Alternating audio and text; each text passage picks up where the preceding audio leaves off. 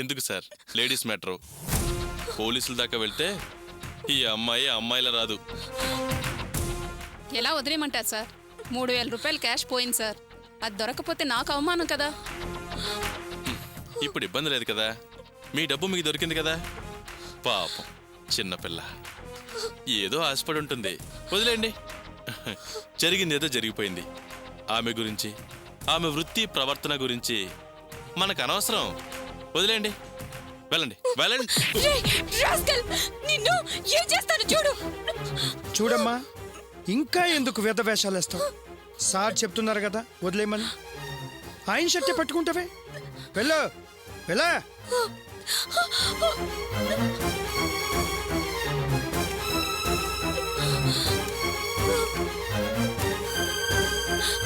ఇదిగో వెళ్ళు.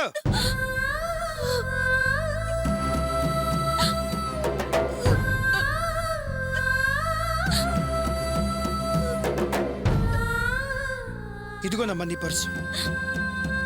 Sorry sir, sorry అమ్మా, సారీ సార్. అమ్మా మీరు వెళ్ళండి ప్లీజ్.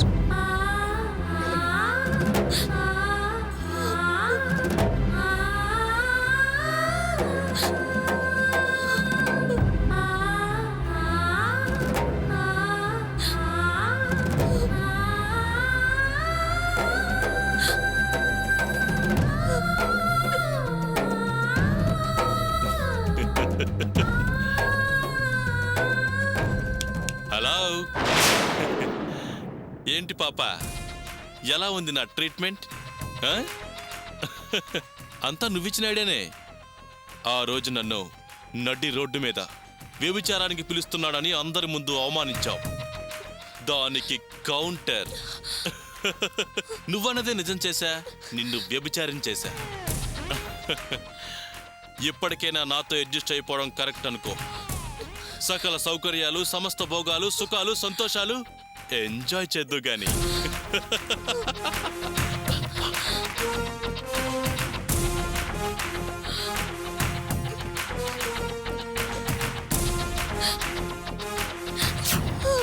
అదన్నయ్య జరిగింది.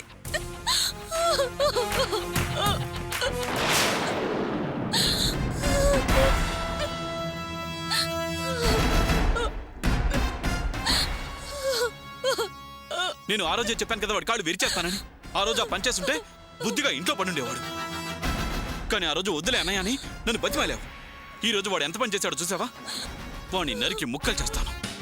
నా చెల్లెలు జోలికి రావడానికి వాడికి ఎంతో ధైర్యం.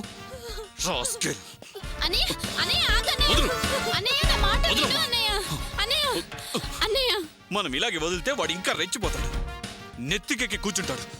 నేను ఉప్పు కారం తినే మనిషిని. వదులు. తప్పుకో. ప్రియ, వదులు. వదులు. పోలీస్ కంప్లైంట్ ఇస్తే వాడు డబ్బులు ఇచ్చి మేనేజ్ చేస్తాడు. ఈ రోజు ఎలాగైనా వాడి కాళ్ళు చేతులు విరిచేస్తాను. వదులు. నా మాట విను అన్నయ్య. అన్నయ్య. అన్నయ్య. ప్రియ, లోపలికి వెళ్ళు. నా మాట విను వెళ్ళు లోపలికి. అన్నయ్య. అన్నయ్య, నా మాట విను అన్నయ్య.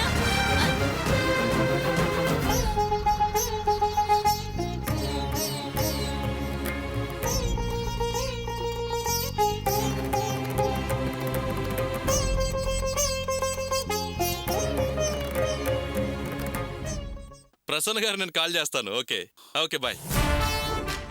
రేయ్, శ్యామ్ అంటే నువ్వేనారా? ఎస్. నువ్వెవరు?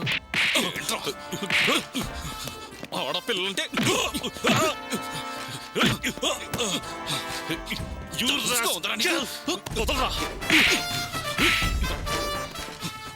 సార్ ఆగండి సార్, వదలండి సార్, ఆగండి సార్, ఒక్క నిమిషం సార్, వదలండి సార్, వదలండి సార్, వదలండి సార్, నా మీద చేస్తావా? తీసుకెళ్ళండి. ఆగండి సార్, సార్ కొంచెం వినండి సార్, ఆగండి సార్, నిన్ను ఆగండి వదలను సార్, సార్. సార్ సార్ చంపేస్తా. సార్, ఆగండి సార్, ఆఫీస్కి వచ్చి నా మీద చేస్తావా? ఆగండి సార్, సార్, సార్, ఆగండి సార్, ఆగండి సార్, సార్, ఆగండి సార్, ఆగండి సార్, కొంచెం ఆగండి, వినండి సార్, సార్, సార్, ఆగండి, వదలండి సార్, ప్లీజ్ సార్, వదలండి సార్, వదలండి సార్, సార్, ఆగండి సార్, సార్, వదలండి sir, please sir, sir, sir, వదలండి సార్, సార్, వదలండి సార్, తీసుకెళ్ళిపోండి. సార్, సార్, ఆగండి, ఆఫీస్కి వచ్చి కావాలి సార్, కొడుతున్నారు సార్, సార్, కొంచెం సార్, మీరు ఆగండి, మీరు ఆగండి సార్.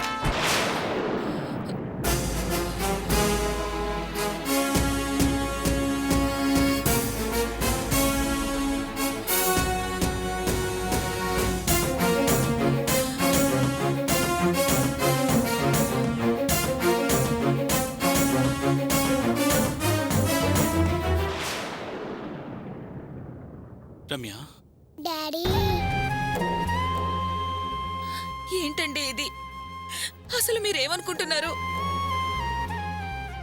ఇలా చేయడం ఏంటండి? మీ ముందు వెనక మీ మీద ఆధారపడి బ్రతికే భార్య బిడ్డలు ఉన్నాం అనుకుంటున్నారా, లేవనుకుంటున్నారా? సినిమా హీరో అనుకుంటున్నారా? ఫైటింగ్లు, త్యాగాలు, ఇలా వీధిలో పడి కొట్లాడుకోవడాలు ఎందుకండి? ఒకసారేమో పెద్ద చెల్లెల కోసం ఆఫీస్ డబ్బు చెప్పా పెట్టకుండా తీసుకొచ్చి జైల్లో కూర్చున్నారు.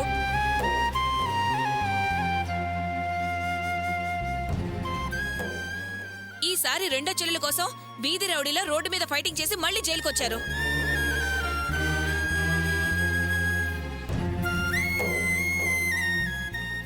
రేపు మూడో చెల్లెల కోసం ఉరికంబం ఎక్కిస్తారా?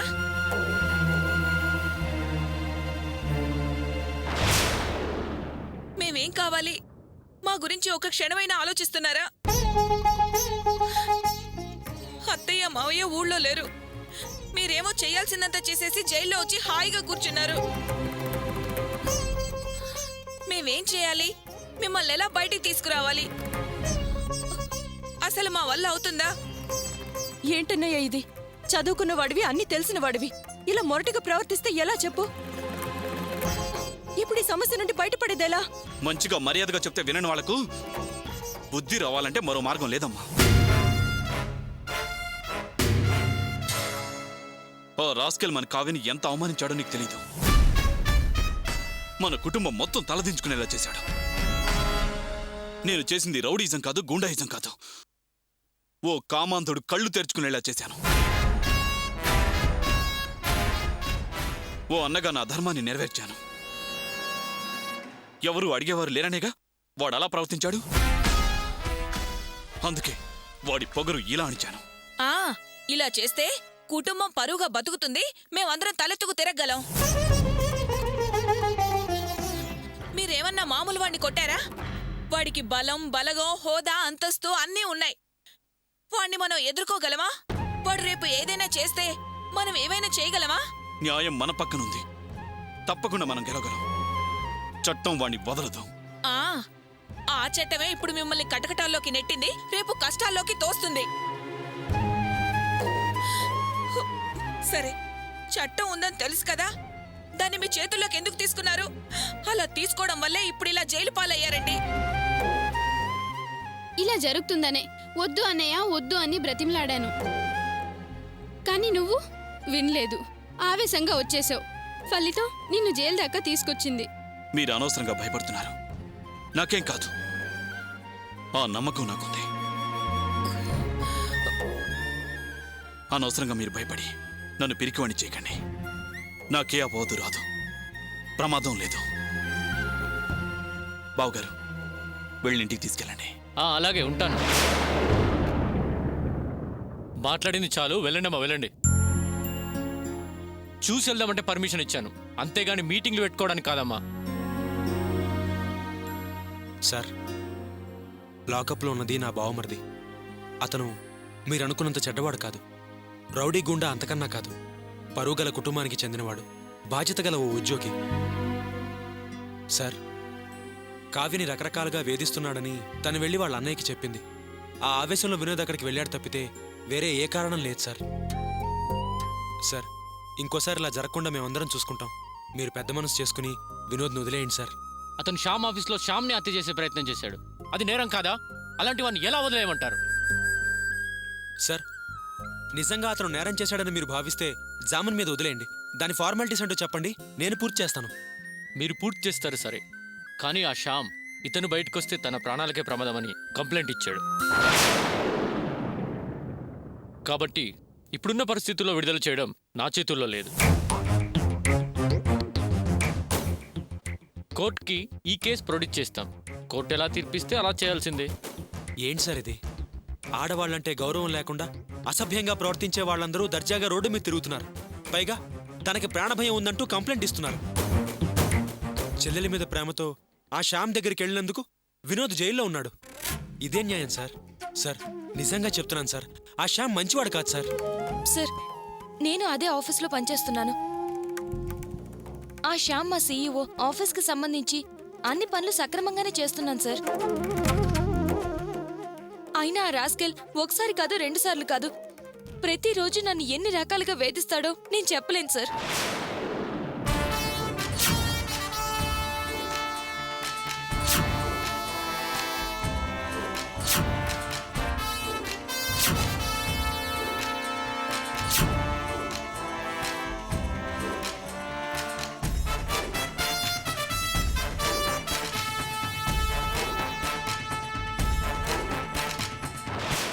ఇలా ఇంకా చాలా చాలా వెకిల్ చేష్టలు చేసేవాడు సార్.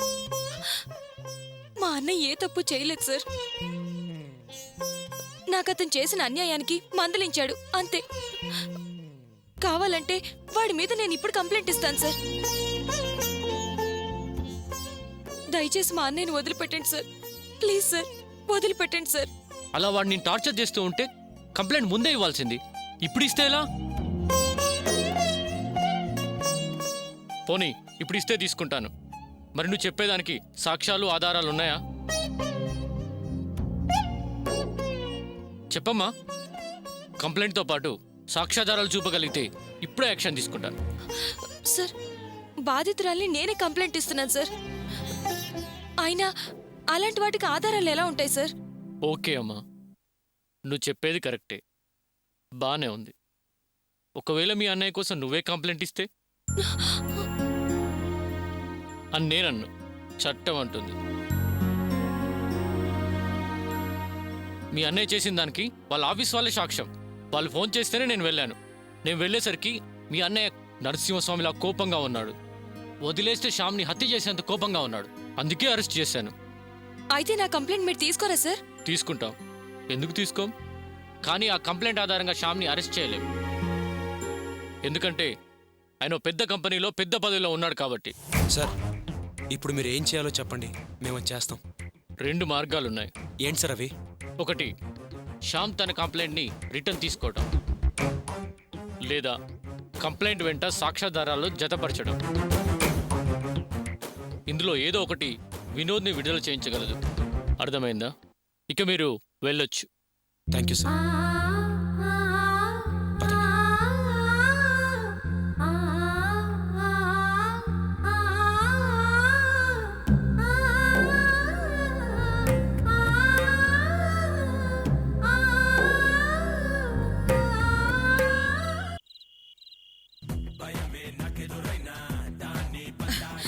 ఏంట్రా అడిగిన దానికి సమాధానం చెప్పకుండా అలా టీవీ చూస్తావే? చూసింది చాలు కానీ ముందు నా ప్రశ్నకు సమాధానం చెప్పు. ఏం చెప్పమంటావమ్మా? ముందు రిమోట్ ఇవ్వు. ఏంటేంట్రా, డిగ్రీ వరకు చదివిన వాడివి చివరికి డ్రైవర్ ఉద్యోగం చేస్తావా? ఆహా, ఇంతకు ముందు నేనేదో గజిటెడ్ ఉద్యోగం చేస్తున్నట్టు ఇప్పుడు డ్రైవర్ ఉద్యోగం చేస్తున్నావని అడుగుతావా? ఆటోలో నేలకేళ్ళ మోసుకునే దానికన్నా ఇదేమంత నామోషి ఉద్యోగం ఏం కాదులే. అది కాదురా. ఏది కాదు? ఆహా, ఏది కాదు అని అడుగుతున్నా. నీకంత ఇన్సల్ట్ గా ఉంటే ఎక్కడి నుంచైనా డబ్బు తీసుకొని వచ్చి నాతో మంచి బిజినెస్ పెట్టించు, లేకపోతే పైరులో చేసి నాకు మంచి గవర్నమెంట్ ఉద్యోగం ఇప్పించు. అంతేగాని ఆయన ఇంత నామోషిగా మాట్లాడకమ్మా. అయినా నీకు మీ ఆయనే కరెక్టే. మధ్యలో ఆయన గొడవ నీకెందుకురా? ఆయన ఏమైనా ఉద్యోగం చేస్తున్నాడా? అదే కదమ్మా నేను చెప్పేది. ఉత్తుత్త ఆఫీసు ఊరికే వెళ్ళి రావడం, ఆయాసం ఆదాయం రెండూ లేవు. ఆయన్ని దెప్పి పొడిస్తే నీ కొరిగేదేముందిరా? ముందు నీ విషయం చెప్పు. అమ్మా, రామ్మార్చన రా, వెళ్ళిన పని ఏమైంది? వినోద్ని జామీన్ మీద వదలడం కుదరదని చెప్పాడమ్మా ఇన్స్పెక్టర్. కోర్టులో చూసుకోమన్నాడు. అయ్యయ్యో, అదేమిట్రా? ఎందుకు కుదరదంట? అనుకోకుండా వీళ్ళ కుటుంబానికి ఇన్ని కష్టాలు వచ్చి పడ్డాయేమిట్రా? ఒకసారేమో ఆఫీసులో డబ్బు దొంగతనం చేసి జైలుకి వెళ్ళొచ్చాడు. ఇప్పుడేమో ఎవరో చావ చితక బాదాడు.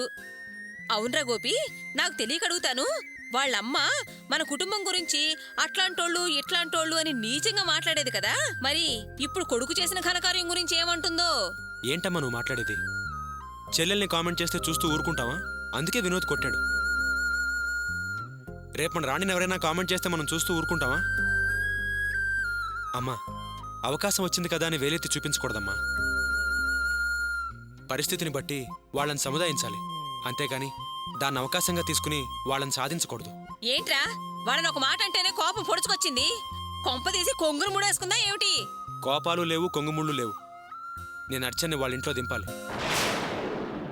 మా అత్తగారు మామగారు ఊరెళ్ళారు. నేను కూడా అక్కడే ఉండాల్సి వస్తుంది. ఏంటి, నువ్వు ఆ ఇంట్లో ఉంటావా?